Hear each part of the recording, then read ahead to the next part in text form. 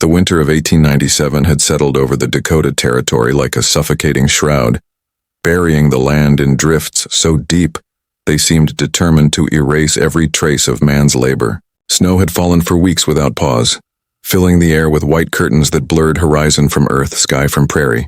The ground was a slab of iron, frozen so solid that the few men who tried to cut into it with picks or shovels soon gave up, muttering curses into the biting wind. Smoke rose in thin, reluctant lines from scattered homesteads, each plume a sign of people holding out against a season that wanted them gone. Thomas Wittmann had lived through hard winters before, but never one like this. At 43, his body bore the weight of years spent coaxing crops out of stubborn land, and lately the land had seemed unwilling to yield much of anything at all. The summer droughts had left the soil cracked and gray, his corn shriveled and his wheat patch thin as straw in a broom. The bank had already come for most of his livestock, their hooves clattering down the lane as strangers drove them away. He had watched in silence, jaw clenched, as his livelihood disappeared over the ridge. It was easier than speaking because if he spoke he might curse God or break apart entirely. Martha's absence made it worse. Nearly a year had passed since the coughing had taken her, and still the house felt too quiet, too empty. He would sit by the stove some evenings with a bowl of thin stew, glancing at the chair across the table before looking quickly away. Sometimes he thought he could almost hear her moving in the other room, humming low while she mended, but when he looked it was only shadows. Despite everything, he rose before dawn each day and worked the farm as best he could. Routine was a kind of faith to Thomas, a silent vow that life would go on. He mended fences buried in snowdrifts, hauled water through ice-choked buckets and split logs until his shoulders burned. He did it not because it would save the farm. He suspected the farm was already lost, but because the work was part of him. To stop would mean admitting defeat, and he was too stubborn for that. That February morning, the wind knifed through his coat as he trudged into Millbrook to fetch supplies. The town looked smaller than ever, half swallowed by drifts, with only the mercantile, the smithy, and Doc Henderson's office showing signs of life. He was stamping snow from his boots at the mercantile door when he heard his name. Thomas. A word, if you've got a moment. The voice belonged to Doc Henderson, the county's physician. His wire-rimmed spectacles fogged from the cold. He was a stooped man with thinning gray hair, but his eyes were sharp, quick to notice what others missed. Thomas had learned to respect that gaze. "What is it, Doc?" Thomas asked, wary of the urgency in the man's tone. Henderson removed his hat, ran a hand through his hair, and glanced about before speaking. "I've a problem I can't rightly solve on my own. And you might be the only one in town fit to help." Thomas shifted his weight, uneasy. "I'm no doctor." "No," Henderson agreed. "But I need a strong back and a steady hand. There's a young woman came through town yesterday with a traveling family. They found her collapsed on the road south. By the time they brought her to me, He hesitated, lips tightening, as she appeared gone. Cold as winter itself, no breath I could find. I was ready to declare her, but the family couldn't stay. They left some coins for her burial and hurried on their way." The words carried a chill that had nothing to do with the weather. Thomas frowned. "Burial? Ground's near impossible to break right now." "Exactly." The doctor's expression darkened. "Our gravedigger's arthritis has him laid up, and I can't do the work myself. You've got the shoulders for it, Thomas, and I'll pay fair." A knot formed in Thomas's stomach. "Why not wait until thaw? Hold her in the church cellar until then?" Henderson glanced at the snow-clouded sky, his breath puffing white, "because something don't sit right. That family's shifty lot, eager to be on their way. And the girl, she doesn't look like someone struck by illness or accident. No marks, no wasting, just still." The unease in his voice was unmistakable. Thomas studied the doctor's lined face, remembering how many lives those hands had delivered and how many deaths they had eased. If Henderson thought something was amiss, it likely was. He thought of his empty house, his dwindling funds, the weight of silence that pressed down each evening. The pay would help, the work he could manage, but the task itself filled him with a strange dread. "I'll do it," Thomas said at last, voice low. "But if anything strange happens, anything at all, I'll come find you." Henderson gave a slow nod, relief softening his features. "That's all I ask. Come by my office when you're ready. She's waiting." The word lingered in Thomas's mind as he watched the doctor walk away. Waiting. For what, he wasn't sure. But the cold seemed to deepen around him, and for the first time in months, the snow underfoot felt less like an enemy and more like a warning. The doctor's office was a narrow, drafty building squeezed between the blacksmith's shed and the church, its windows frosted with intricate patterns of ice that glimmered in the pale light. Thomas had been there only a handful of times, when Martha's labor had gone wrong with their second child, when fever had burned through town one spring, and finally when Martha herself had slipped away. He had never liked the place. The air smelled faintly of carbolic and wood smoke, a mixture that always reminded him of endings. Doc Henderson led him past the front room, where shelves sagged with jars of tinctures and faded medical texts, and opened the door to a smaller chamber at the back. "She's in here," he said quietly, as though unwilling to disturb whatever silence lay waiting. The room was simple, a wooden table, a narrow cot, and a single oil lamp burning low. Against the far wall stood the table, and upon it, beneath a sheet as white as the snow outside, lay the young woman. The doctor's hands moved carefully as he folded the cloth back from her face. Thomas felt his breath catch. She did not look dead. Not in the way he had seen Martha look. Not in the way he'd seen cattle go stiff in the fields after a blizzard. This woman looked as if she had paused between moments of life. Her hair, pale gold like wheat in the sun, spilled across the pillow in loose waves. Her skin, though pale, was unmarked, smooth, almost luminous in the lamplight. Her lips, parted slightly, seemed poised to draw breath at any moment. She's beautiful," Thomas muttered before he realized the words had escaped him. He shifted uneasily, ashamed, as though he had trespassed against Martha's memory. Doc Henderson didn't answer. He was studying the girl with the intensity of a man who mistrusted his own senses. "No wounds, no wasting sickness. She isn't bruised, cut, nothing I can see. Yet her pulse was absent when they brought her to me. No breath, skin cold as the grave. If I hadn't checked myself, I'd have called her dead before she crossed my threshold." "Maybe she is," Thomas said, though his voice lacked conviction. The doctor shook his head. "I've tended to the dead more years than I care to count. This feels different." He replaced the sheet, tugging it with unnecessary care, as if fearful she might wake and scold him for the roughness. Thomas stood in the lamplight, his heart unsettled. He told himself it was foolishness. The girl was gone. Dead was dead. Yet the longer he looked, the more he felt as though she were simply sleeping, caught in a dream she hadn't yet found her way out of. He forced himself to think of practical matters. "Where'd you say she came from?" "A family passing through. Heading west, they said. Their wagon was half broken, the horses worn thin. They claimed they found her collapsed on the road 10 miles south. Said she'd been walking alone, that she just fell. But they couldn't tell me her name, nor why she was traveling in such weather. Didn't seem eager to talk, truth be told. Didn't know her." Thomas frowned. "But they carried her all this way?"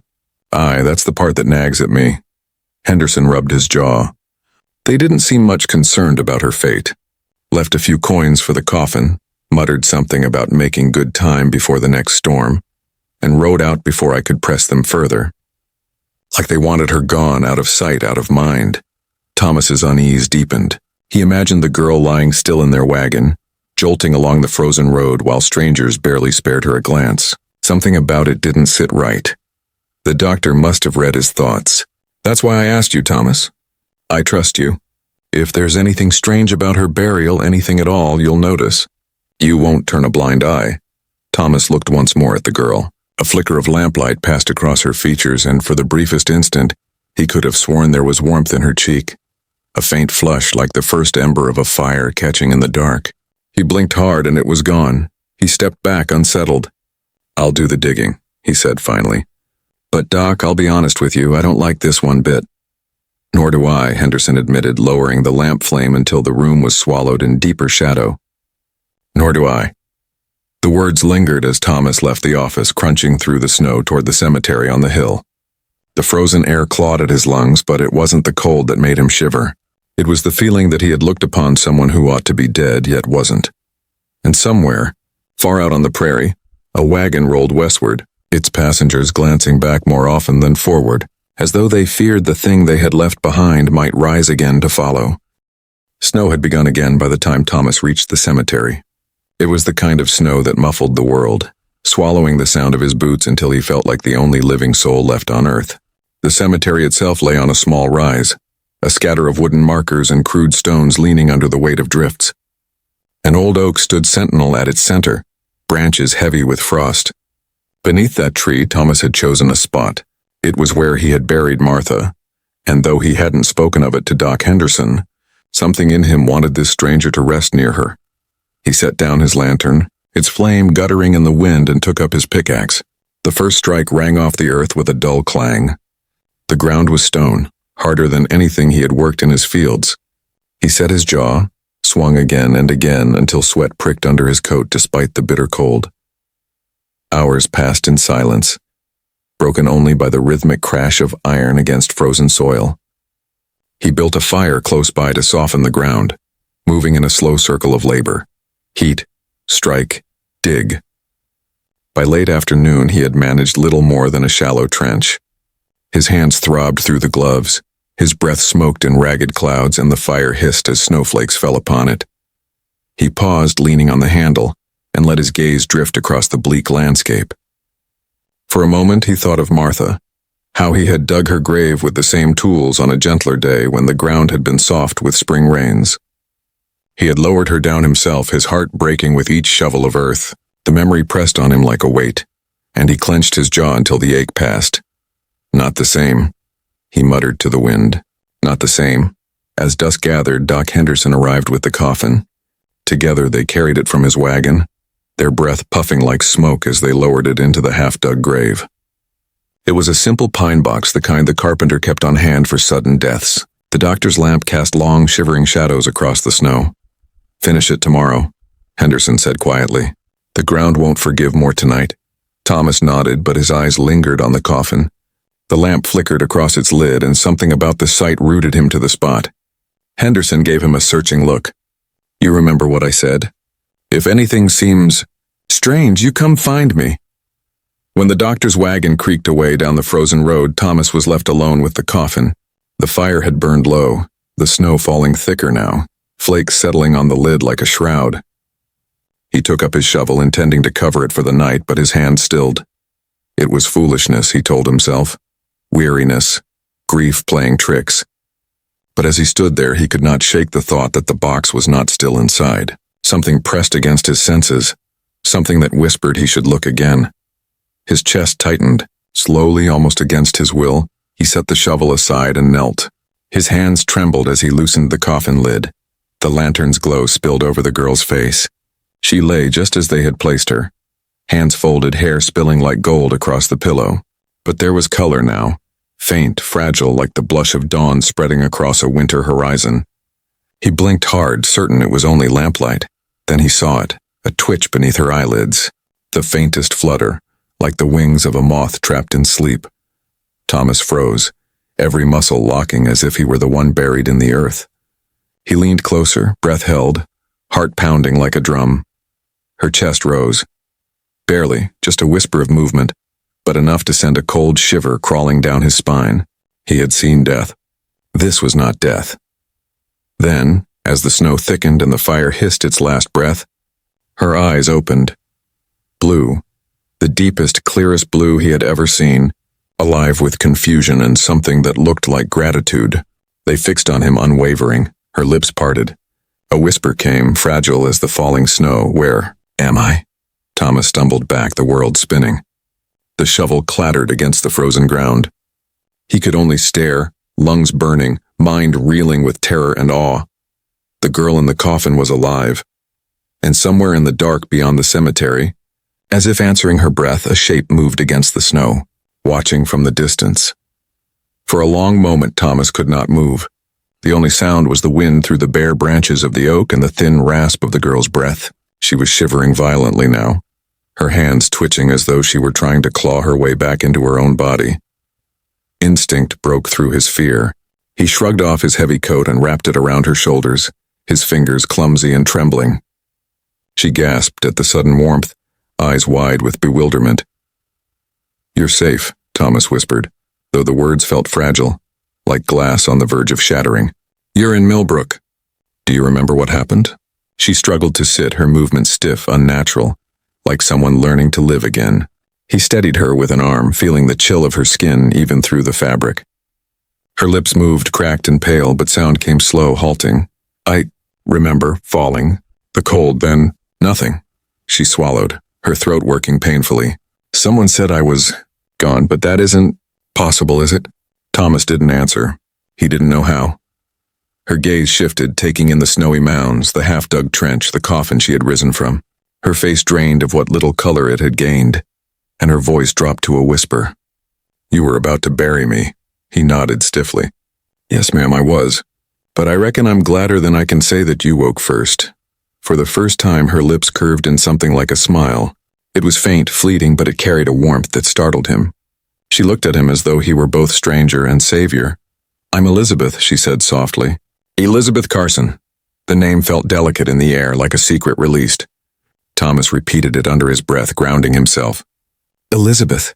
She tried to rise to her feet, but her legs buckled and Thomas caught her before she fell. She was light, lighter than any woman her size should be, and she leaned into him as though too tired to resist. He guided her away from the grave, carrying the lantern in one hand, steadying her with the other. The path back toward town stretched empty, snow hissing around them. Each gust of wind carried with it a feeling Thomas couldn't shake, that someone or something was still out there watching.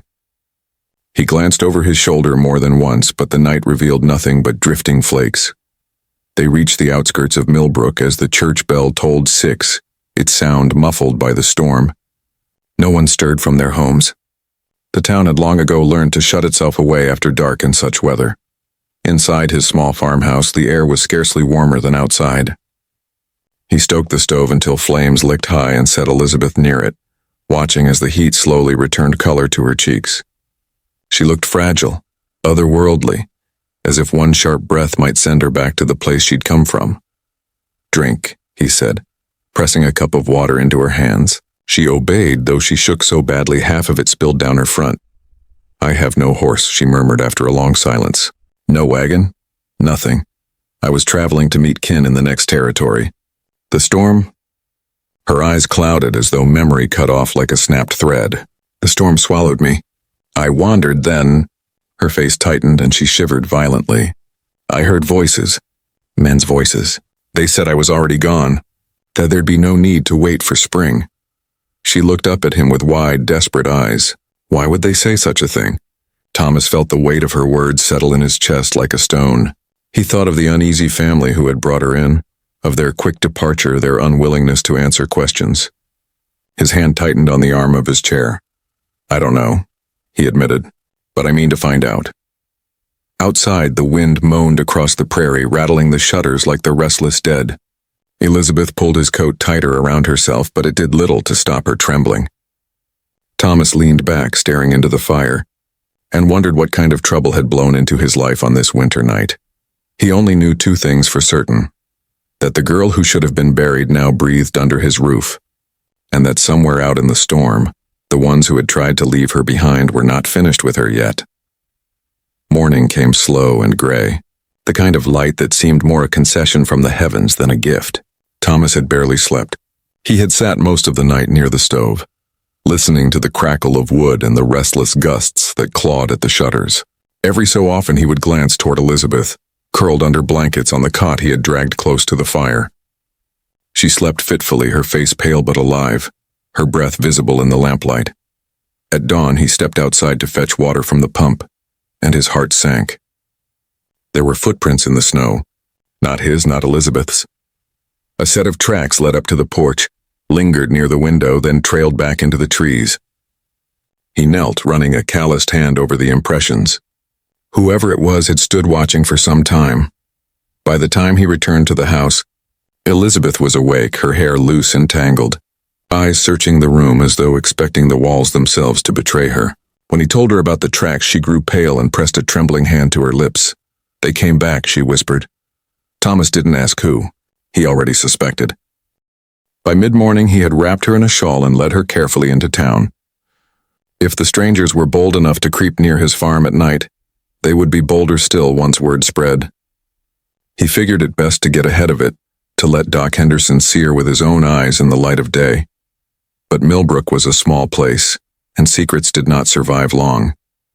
Before they had crossed half the main street, curtains twitched in windows. A pair of men outside the smithy froze mid-conversation, their eyes following the girl at Thomas's side as though they were watching a ghost. A woman dropped the pail she was carrying, water darkening the snow as she made the sign of the cross. By the time they reached the doctor's office, the whispers had started. "That's her, ain't it? The one who was brought in dead, walking and talking now, like she never left the world. Mark my words. There's something unnatural here, inside." Doc Henderson examined Elizabeth with grave attention, checking her pulse, her breathing, her eyes. At last he stepped back, his brow furrowed. "Alive, sure enough," he muttered. "Stronger than she has any right to be, considering. But I can't explain it, Thomas. By all my knowledge, she ought to be lying cold under the ground." Elizabeth sat quietly on the cot, her hands folded tightly in her lap. When the doctor spoke those words, her eyes flicked up to Thomas's, and the fear there cut him to the quick. They left soon after, but the damage was done. The town was alive with murmurs, suspicion woven into every glance.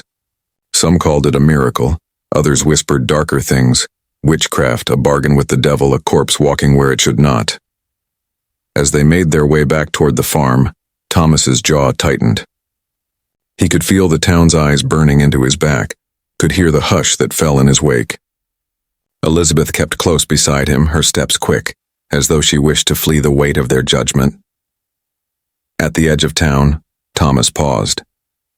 A wagon had just rolled through the far gate, its wheels creaking in protest, horses thin and restless. 4 figures sat hunched inside, their faces half hidden beneath hats and scarves. But Thomas recognized the wary tilt of their heads, the way their eyes swept the street without ever lingering too long. It was the family who had brought her in. Elizabeth's grip on his arm tightened. "It's them," she breathed, voice shaking. The wagon didn't stop. It rolled through town without a word, yet Thomas caught the flicker of a glance, quick, sharp, unmistakable, cast toward the girl beside him. And then they were gone, swallowed by the snow beyond the ridge. Back at the farmhouse, Thomas bolted the door and stoked the fire high. Elizabeth sat close, her hands trembling as she clutched his coat around her shoulders. "They wanted me gone," she said at last, voice low. I remember their voices. Not pity, not worry. Cold businesslike, like I was a burden they meant to be rid of. She closed her eyes, pressing her hands together. One of them said, "Best to bury her quick before she wakes again." Thomas felt the hair on his neck rise. He stared into the fire, jaw clenched, the shadows flickering across his face. The storm outside battered the shutters, and he thought of the footprints in the snow, of the wagon rolling out of town, of the whispers that would not die. This was no accident. The girl had not merely been left for dead. She had been delivered to it, and if they had tried once, they would try again. The storm worsened as night drew down, the kind of howling wind that made a man feel the whole prairie was alive and angry. The shutters rattled against their frames. Snow hissed under the door, despite the rag Thomas had wedged at its base. Inside, the farmhouse glowed faintly with lamplight, but every shadow seemed too deep, every silence between gusts too sharp. Elizabeth sat close to the stove, hands cupped around a mug of weak broth Thomas had managed to put together. Her golden hair caught the firelight, a fragile gleam in the gloom. She stared at the flames with unblinking intensity, as though she feared they too might abandon her if she looked away. Thomas, standing by the window, felt the weight of eyes pressing against the glass, though he knew no one was there, at least no one he could see. He'd lived through blizzards and locust swarms, through droughts and debts that chewed a man's pride down to bone, but this was different. The air itself felt heavy with something unnamed. Finally, Elizabeth broke the silence. "I remember more," she said quietly. Thomas turned, the floor creaking under his boots. "Go on." Her fingers tightened around the mug, knuckles pale. "They weren't my family. Not in blood, not in kindness. They found me after my horse bolted. I thought they meant to help. But the moment I climbed into their wagon, I knew I'd made a mistake." She shuddered, eyes distant. They whispered to each other when they thought I was asleep. Words like price and debt. And one night I heard the oldest woman say, "She'll fetch enough to square it so long as she doesn't wake too soon." Thomas's mouth went dry. He crossed the room and crouched beside her, his rough hand steadying the trembling of her own. "Fetch enough for what?" he asked. Elizabeth shook her head. "I don't know. But I think they meant to sell me." The words hung heavy between them. Outside, the storm battered the roof, but inside, another kind of storm brewed. "Sell you?" Thomas repeated, his voice sharp. "To who?" Before she could answer, a sound cut through the wind. Not the natural creak of timber, not the shifting of snow. It was a deliberate noise, metal against wood, someone testing the latch on the back door. Thomas rose in an instant, grabbing the rifle that had leaned untouched against the wall since Martha's death. He moved silently to the door, heart hammering, and threw it open. Nothing but snow whirled in, biting his face raw. Yet there were footprints in the drift, fresh and clear, leading away into the trees. He fired a warning shot into the dark, the sound splitting the night like a whip crack. The only answer was the storm. When he shut the door again, Elizabeth was standing now, pale but steady. Her voice was low, urgent. "They know I survived. They'll come back." Thomas set the rifle down carefully, though his hands shook. "Then let 'em come. They'll not take you from me." Elizabeth's eyes met his, shimmering in the lamplight. For the first time since she had opened her eyes in that grave, he saw something other than fear there. Trust. But beneath that trust lay another shadow, something unspoken. And when she spoke again, her words chilled him more than the wind outside. "They weren't just trying to sell me, Thomas. They were afraid of me. Afraid of what I might be." The fire snapped, sparks leaping up the chimney. Thomas swallowed hard. "What do you mean?" Elizabeth turned back toward the flames, her voice barely above a whisper. "I should have died in that snow. I felt it, I know it. But death didn't take me, and they acted like they'd seen it before. Like they knew I wasn't supposed to stay buried." The wind shrieked against the house, rattling the walls. Thomas's breath misted in the lamplight as he realized just how deep the mystery ran. It wasn't only the strangers he had to fear. It was the truth of the girl he had saved from the grave. The storm passed in the night, leaving the land raw and brittle, the sky pale and merciless. By morning, Millbrook was already alive with rumors. The blacksmith's boy claimed he saw firelight in the woods after Thomas's gunshot. The pastor's wife swore she heard voices chanting on the wind. And every whisper carried Elizabeth's name like a curse. Thomas knew it would come to this. He'd seen the way the townsfolk had looked at her, half awe, half dread. To them, she wasn't a girl who had endured a blizzard. She was an omen, a walking question, something that didn't belong to the natural order. He hitched his old mule to the wagon and loaded what little he could. Blankets, food, the rifle. Elizabeth tried to help, but he stopped her, gently but firmly. "You're not lifting a thing," he said. "We may have to leave quick." She searched his face. "And go where?" "Anywhere that isn't here." But even as he spoke, the sound of boots crunching on frost echoed down the lane. He turned to see a line of townsfolk advancing, Doc Henderson at the front, his face drawn tight with worry, followed by men with axes, pitchforks, even a shotgun or two. Elizabeth stiffened beside him. The doctor raised a hand. "Thomas, don't make this harder than it needs to be." Thomas's grip tightened on the wagon rail. "What's this about?" One of the men spat in the snow. "She was dead, Wittmann. We all know it. Dead yesterday, walking today. That ain't God's work. That's devilry." A murmur of agreement rolled through the crowd. Doc Henderson's eyes flicked to Elizabeth, then back to Thomas. "I don't believe that, not truly. But the town's scared. Folks don't understand what's happened, and when people don't understand, they turn dangerous." Elizabeth stepped forward, pulling Thomas's coat tighter around her shoulders. Her voice, though soft, cut through the murmurs. "I'm no witch. I'm no ghost. I'm a woman who should have died but didn't. That's the truth." But truth carried little weight against fear. From the ridge beyond the town came the groan of wagon wheels. Heads turned. The family had returned. Their wagon creaked down the road like some funereal procession. The horses gaunt, the figures cloaked in heavy shawls that seemed more shadow than cloth. The townsfolk parted uneasily as the wagon rolled to a stop. The eldest woman climbed down, her back bent, her eyes sharp as broken glass. She looked at Elizabeth the way a butcher might eye a lamb. "Well," she rasped, "so the grave didn't hold you?" A shiver ran through the crowd. Thomas stepped in front of Elizabeth, rifle in hand. "What do you want?" The old woman smiled without warmth. "What's ours? She don't belong to you. She don't belong to this town. She belongs to us. Elizabeth's voice trembled, but she forced the words out. You left me to die. Why, what am I to you? The woman's eyes gleamed. A debt paid in blood or in flesh. You weren't meant to rise, girl, but since you did, that makes you more valuable still. Some folks will pay dearly for what won't stay dead. Gasps rippled through the crowd. The words were poison, seeping into every ear. Elizabeth staggered back, shaking her head. No, I'm not theirs. I'm not. Thomas raised the rifle, aiming square at the crone's chest. You'll not touch her again. The crowd tensed. Some shouted for him to lower the gun. Others urged him to fire. The air grew heavy, thick with panic, fear, and something darker, an unspoken hunger in the stranger's eyes, as though Elizabeth's very existence was a prize they would claim at any cost. Then, in the middle of the standoff, Elizabeth did something Thomas did not expect. She stepped forward. Past him, her bare hands lifted. If you think I belong to you, she said, her voice shaking yet fierce, then look at me now. The morning light struck her face. Her skin, once pallid as bone, seemed alive with warmth. Her breath plumed steady in the cold air. Her eyes, clear, defiant, locked onto the old woman's, and for a heartbeat the entire town was silent. And then the crone hissed, as if burned. She shrank back, her shadows faltering. She's crossed the threshold, the woman muttered, retreating. She belongs nowhere now, not to us, not to death. But mark it well. Girl, you'll never be free.